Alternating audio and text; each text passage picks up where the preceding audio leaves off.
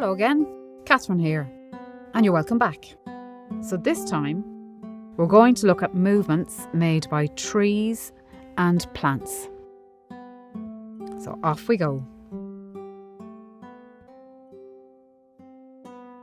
Here from under the tree, what can I see? Oh, there's a branch that's been chopped off. I can make a chopping movement with my arms.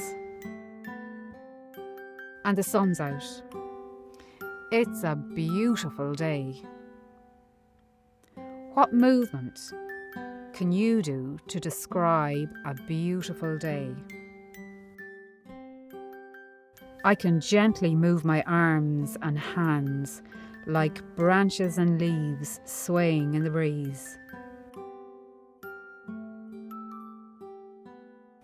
Curl up really small like the fern leaf, and slowly uncurl and stretch yourself out really big.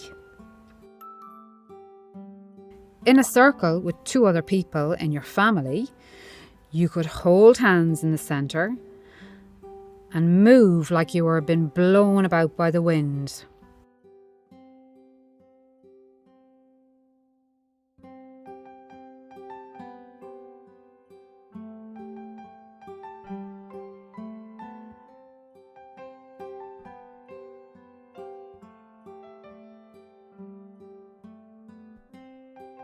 You could move your whole body like you're being blown about in lots of different directions by the breeze.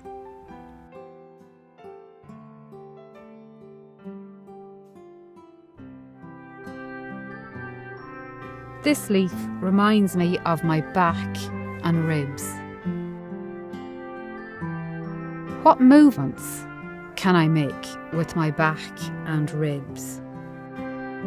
What movements can you make with your back and ribs? Do you have a favourite place in your garden or in nature where you really like to be? It might be a den or a hut or somewhere you think is magical. How do you feel when you're there? And how does that make you want to move? And how does how you feel make you want to move? It might be a happy, free movement, or it could be something else. Can you show me? Create a couple of movements that show me how you feel in your favourite place in nature. And now it's over to you. It's your turn. What movements can you see made by trees and plants in your garden or outside in nature?